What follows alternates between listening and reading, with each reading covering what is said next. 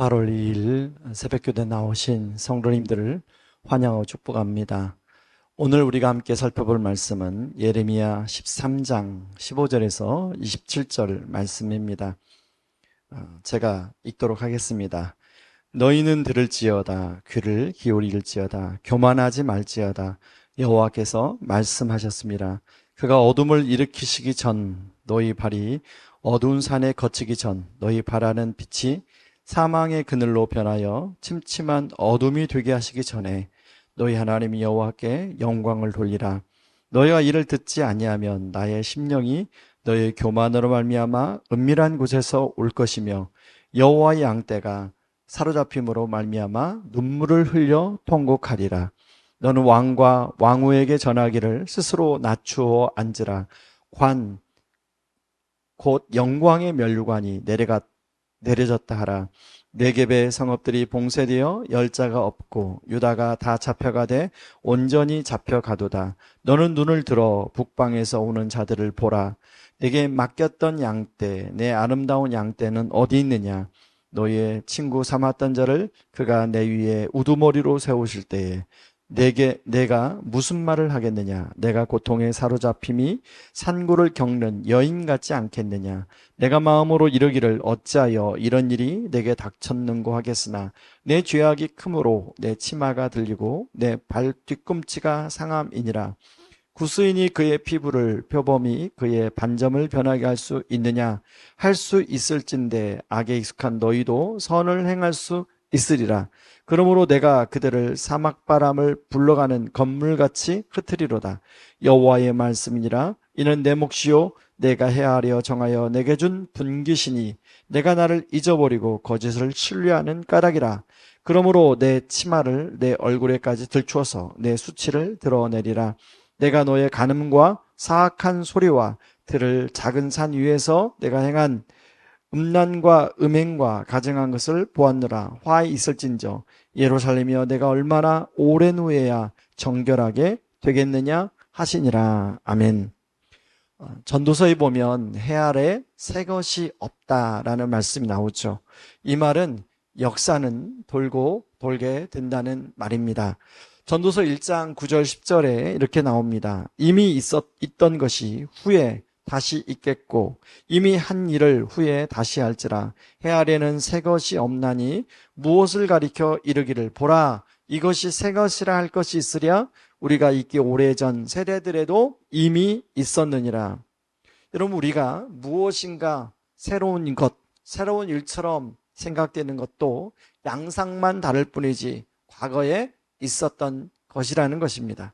이런 측면에서 저는 우리가 예레미야서를 통해 이스라엘 백성들이 겪었던 시행착오를 살펴보는 것은 현재 우리 삶에 의미가 있다고 생각합니다. 오늘 15절에 보면 너희들도 들을지어다 귀를 기울일지어다 교만하지 말지어다. 너희 바라는 빛이 사망의 그늘로 변하여 어둠이 임하게 될 것이라고 말합니다. 그 전에 하나님께 돌아와 영광을 돌리라고 이야기하죠. 17절에 보면 듣지 않으면 교만으로 눈물을 흘려 통곡하게 될 것이라고 말합니다. 그리고 18절에 보면 가장 지위가 높은 왕이나 왕후도 심판에서 예외가 아닐 거라고 이야기합니다. 이렇게 하나님께서 심판하시는 이유가 25절에 나오는데 하나님이 헤아려서 준 분깃에 대한 감사를 잃어버렸기 때문이다 라고 얘기합니다. 이스라엘은 원래 노예였습니다. 가나안 사람들을 몰아내시고 하나님은 가나안 땅을 이스라엘에게 선물로 주셨습니다. 그런데 하나님이 이 주신 감사를 잃어버리고 오히려 거짓을 신뢰하게 되었지요. 가나안 사람들의 신들을 섬기게 된 것입니다. 그런데 그것은 사람의 만든 신에 불과하기 때문에 진짜가 아니라 가짜라는 것이죠. 이스라엘 백성들은 이렇게 가짜 신들에게 마음을 주고 하나님만이 주실 수 있는 것을 구하게 되었습니다. 그래서 이것을 오늘 성경에서는 영적인 간음, 음란, 음행에 비유하고 있습니다. 하나님은 이스라엘의 남편이시죠. 남편이신 하나님 입장에서 이스라엘이 이렇게 다른 신들에게 마음을 빼앗겨 살아가는 모습을 보고 하나님은 마음이 어떠셨을까요? 저는 여기에서 두 가지를 좀 더 깊이 생각해 보려고 합니다. 첫 번째는 눈물을 흘려 통곡하는 삶이 실제가 되었다는 것입니다. 여러분, 예레미야를 통하여 경고하신 하나님 말씀을 듣지 않은 이스라엘 백성들은 실제로 눈물을 흘려 통곡하는 역사를 가지고 있습니다. 바벨론에 의해서 완전히 예루살렘이 1차, 2차, 3차 공격에 의해서 무너졌죠. 예루살렘이 다 불에 타버렸죠. 그리고 화려했던 솔로몬 성전 역시 불에 타고 성전의 기구들은 바벨론 느보신의 창고에 갖다 놓게 되었습니다. 그리고 사람들은 노예로 끌려가죠. 역대하 36장 16절, 17절, 18절, 19절에 보면 역대하의 가장 마지막 장입니다. 이렇게 나와요. 그의 백성이 하나님의 사신들을 비웃고 그의 말씀을 멸시하며 그의 선자를 욕하여 여호와의 진노를 그의 백성에게 미치게 하여 회복할 수 없게 하였으므로 하나님이 갈대 왕의 손에 그들을 다 넘기심에 그가 와서 그들의 성전에서 칼로 청년들을 죽이며 청년 남녀와 노인과 병약한 사람들을 긍휼히 여기지 아니하였으며 또 하나님의 전에 대소 그릇들과 여호와의 전에 보물과 왕과 방백들의 보물을 다 바벨론으로 가져가고 또 하나님의 전을 불사르며 예루살렘 성벽을 헐며 그들의 모든 궁실을 불사르며 그들의 모든 귀한 그릇들을 부수고. 이것이 우리에게 주는 교훈은 무엇입니까?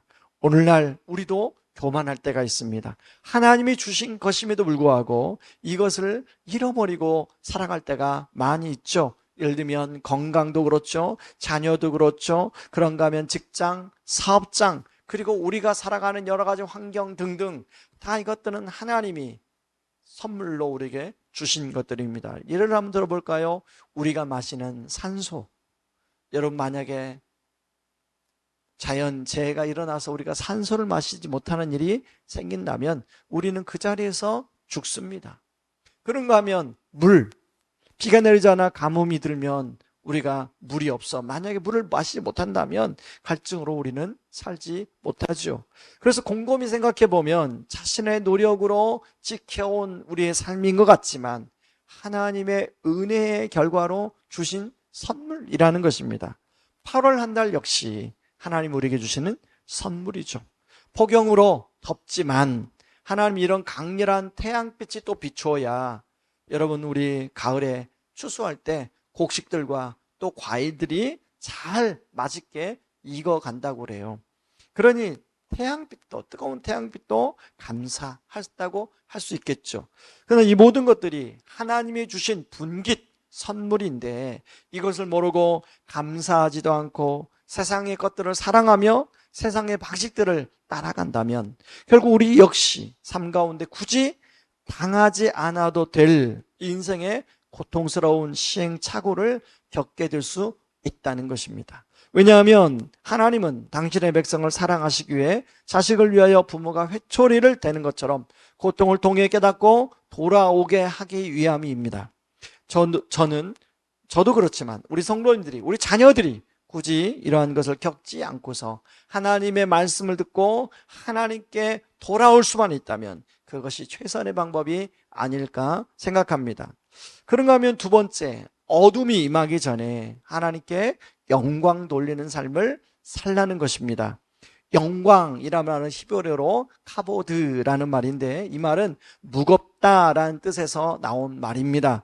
옛날에는 무거운 것이 다 가치가 있는 것이었기 때문에 카보드라고 불렀습니다. 그러므로 영광이란 말은 것은 가치에 있어서 의미가 있다는 말입니다. 다시 말해서 그것에 가치를 둔다라는 말이죠. 이런 면에서 이스라엘 백성들이 가치를 둔 것은 이방 우상 숭배를 통해 얻기를 기대하는 자신들의 안정된 삶, 인정받는 것, 성공하는 삶, 즐겁고 행복하게 사는 것에 가치를 두었습니다. 이것이 이루어지면 여기에 더 가치를 두고 삶에 무게를 두고 점점 살아간 사람들이 많아졌습니다. 잘 되면 교만해지고 사람들은 그런 사람들을 부러워하고 따라했습니다.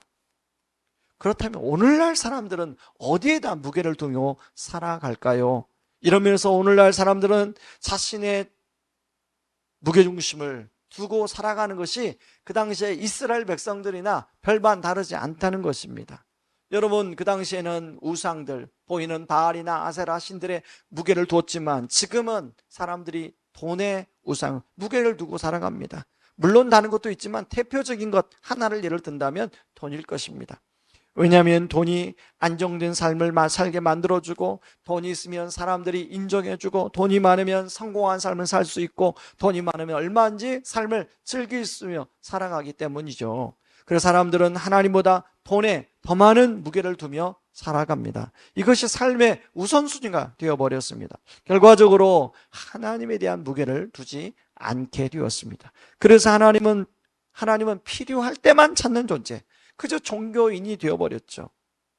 그렇다면 종교인에서 벗어나 정말 하나님께 무게를 두고 영광을 돌리는 삶을 어떻게 살 수 있을까요? 죄인인 우리가 거룩하신 하나님께 다가갈 수가 없지요. 그래서 하나님이 직접 이 땅에 내려오셨습니다. 요한복음 1장 14절에 보면 말씀이 육신이 되어 우리 가운데 거하심에 우리가 그의 영광을 보니 아버지의 독생자의 영광이요 은혜와 진리가 충만하더라 말씀하고 있습니다. 이 말씀에 의하면 우리는 예수님을 통해서 다시 그분의 영광을 볼 수 있게 되었다고 말합니다. 그 예수님은 하나님의 영광 자체입니다. 그리고 그분은 은혜와 진리가 충만하신 분이죠. 그런데 이 예수님이 바로 우리를 하나님께로 인도하십니다. 성령님을 통하여, 말씀을 통하여 하나님의 뜻을 알도록 도와주십니다. 하나님과 교제하게 하십니다. 그러므로 하나님께 무게를 두는 삶을 살게 만들어 주십니다.